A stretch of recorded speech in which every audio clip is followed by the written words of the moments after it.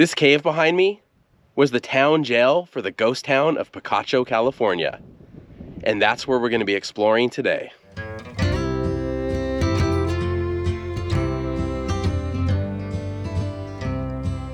Hey everyone, welcome to Sidetrack Adventures. This is Steve.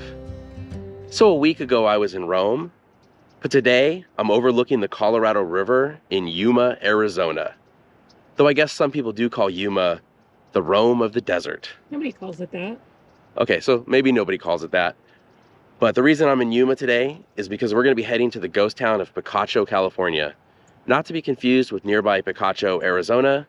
For whatever reason, people back in the 1800s weren't very original with picking out names. But Picacho, California was a mining town located on the Colorado River. And the town site is located on Picacho State Recreation Area, one of the most remote state parks in California.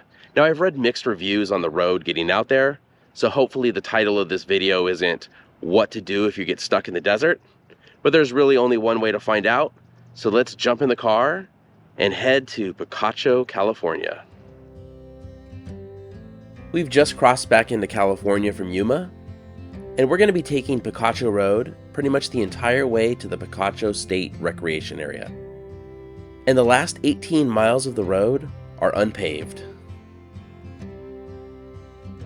We've just left the paved road, and we're about to be crossing over the All-American Canal, which diverts Colorado River water to farms in the Imperial Valley.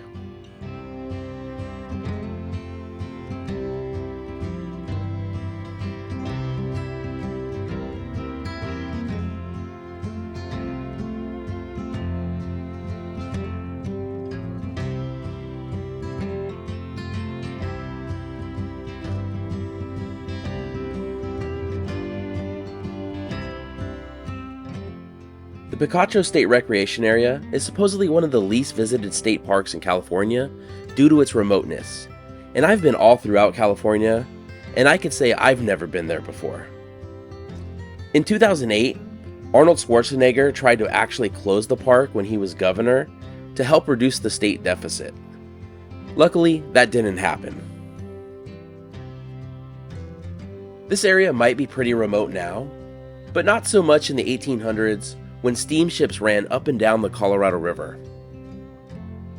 Off in the distance is Picacho Peak, which probably looks really small in the camera, but that was once called Chimney Rock and was a major landmark on the Colorado River. I've seen an illustration from 1861 that had a steamboat going down the Colorado River with a mountain in the background. In the early 1860s, Jose Maria Mendeville discovered gold near Picacho Peak. He mined it for a while, but he eventually sold his claims and homesteaded a section of land along the Colorado River, where he also laid out a town, naming the streets after his daughters. Originally, the town was called Rio, but it was later changed to Picacho. The town population peaked around 2,500, so it was actually a pretty decent-sized town for its day. We're about 3 or 4 miles from the town site now, and we're at the Picacho mine. So the drive out here so far wasn't too bad. It did get a little rocky at times, but nothing too extreme. But I wanted to take a quick stop at the mine itself. Now the mine still is in operation today. It is private property, so we can't get too close to it. There is a large plaque out here for us to take a look at explaining the history of the mine. But the real reason that I stopped is because there's a mine cemetery, and I wanted to see if we could take a closer look at that. Here's a look at the plaque that goes over the history of the mine, from Jose Mendeville discovering gold in 1862 to the present. People have been mining this area for 160 years, but apparently there's still gold to be found. The mine cemetery is right over here. It should be a small cemetery that dates back to 1875, and I'm not sure how close we're going to be able to get to it since this is private property, but we'll get as close as we can. And if you can see that white fence on the other side of the ravine, that's surrounding one of the graves. The cemetery's right there. And I don't think we're going to be able to get that close to it. There's fences everywhere, and I don't want to do any trespassing. Here's a sign for the cemetery. But yeah, that's the cemetery right there on the other side of the ravine. Unfortunately, we can't get closer, but the town has its own cemetery, which hopefully we'll see a little bit later.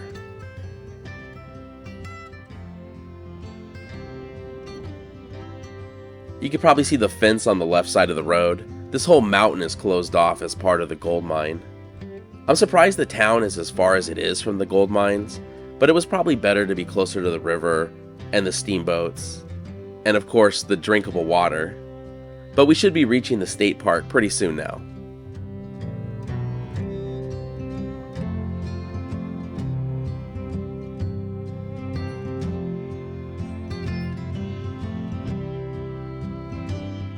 So after an 18-mile drive on a dirt road, we've made it to Picacho State Recreation Area. We've parked, and now we just have a little bit of a hike to get to the ghost town of Picacho. We have to head up here.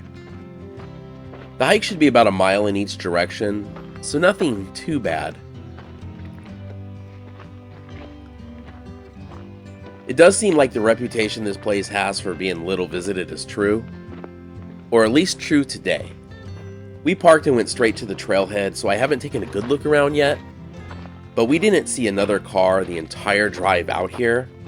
And we've seen one other person at the park so far. And that person was probably a ranger or a groundskeeper. We didn't really even get a good look at them. I'm seeing a lot of different little trails here. Hopefully we stay on the right trail and don't get too lost, but looks like there's some rocks here to lead us the way.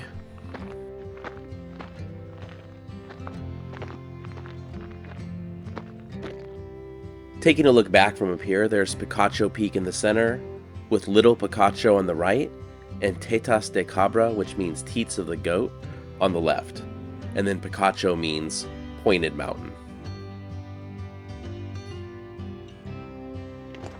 We're getting our first look of the Colorado River now. This is actually the first we've seen of it since we left Yuma.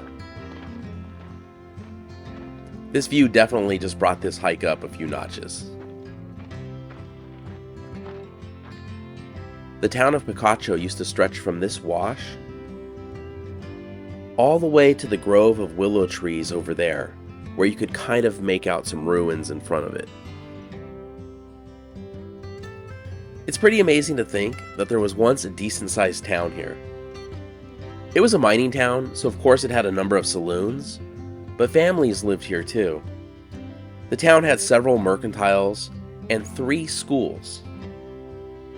Because this was also a steamboat stop, another major occupation in the town, aside from mining, was woodcutter, as the steamboats needed plenty of wood to fuel their boilers.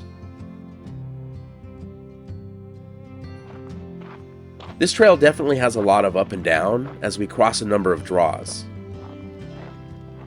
We should find the town jail, which was built into a cave, in one of these draws, so I've been on the lookout for that.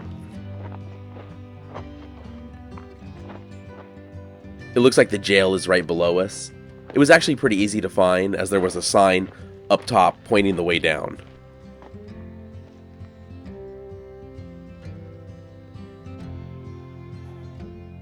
Here it is, the Picacho Town Jail. Let's get a closer look at this. Let's take a look inside. I don't see any mountain lions in there waiting to pounce us. So this jail was only used for temporary holding. Any serious crimes, the person would be transported to San Diego for trial. Usually if somebody got too drunk, they would get tossed in here for the night. And it does not look like a very comfortable accommodation for sure. A lot of bat droppings on the ground in there now. But I do not see any bats hanging out in here right now, at least.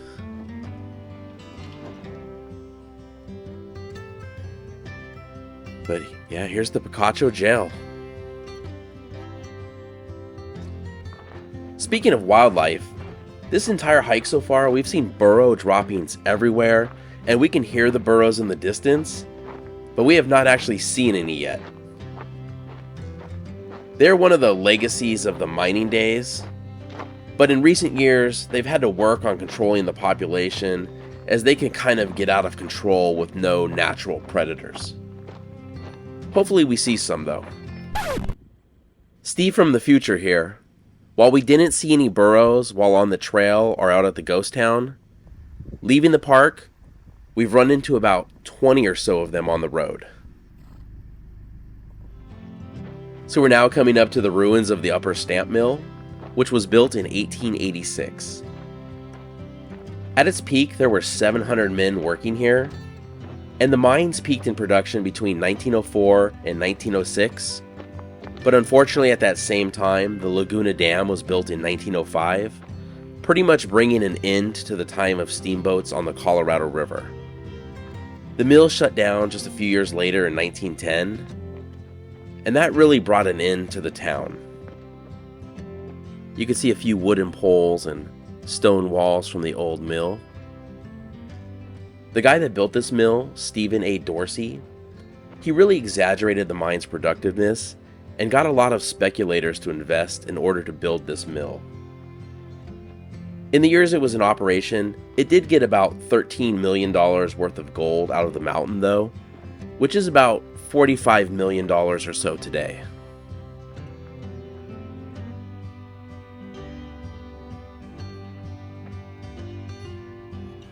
Seeing this today, it's hard to imagine that 700 people were working here. Everything is so quiet here and there is so little left of this mill.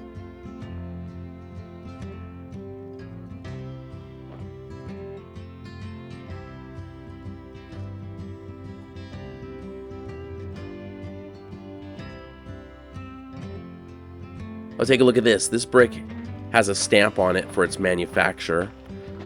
I'm not sure if it was broken and we're missing part of the name or if this is an abbreviation for something. Now let's head over to the lower stamp mill, which is actually older, but it looks like there's more to see there. This mill was built around 1878 and replaced an even older stamp mill. And we're up above the mill and there is quite a drop down there.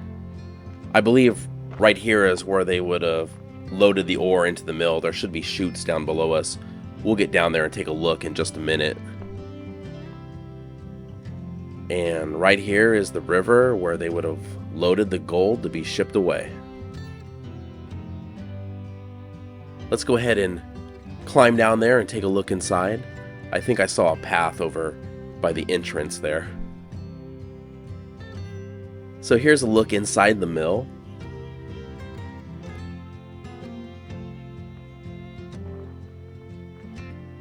The owner of this mill went into bankruptcy when his manager embezzled $7,000. There were subsequent owners, but none of the operations here were very successful, especially as compared to the upper mill. And it is pretty overgrown in here, so it's hard to move around. You can see the bushes just everywhere in this room. We might have to get the drone up to take a better look. And you can see the chutes up on the wall. This is where the ore would have come in for processing. But let's get the drone up and take a better look. 100 years ago, there would have been at least a little bit of a town left, but now there are really only the ruins of the two mills. Even with the mills closing in 1910, the town did hold on for a little bit. The post office here lasted until 1926, but there was no way the town could survive the river's level going up by 20 feet after the Imperial Dam was built. The town of Picacho did get one last little bit of fame though. It was the setting for Zane Grey's 1923 novel, Wanderer of the Wasteland, which was later made into a silent film.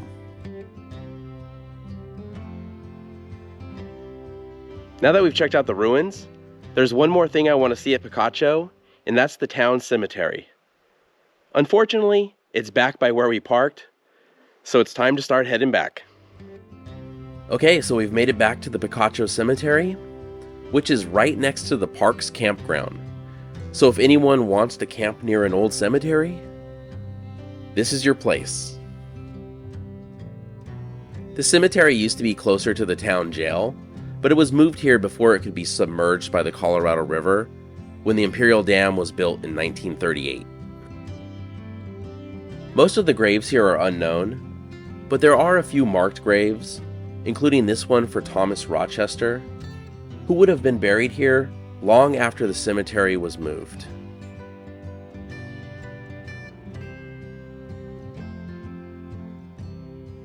So that's our look at the ghost town of Picacho, California. Thank you so much for watching. If you enjoyed the video, please give it a thumbs up, consider subscribing, and we'll see you next week.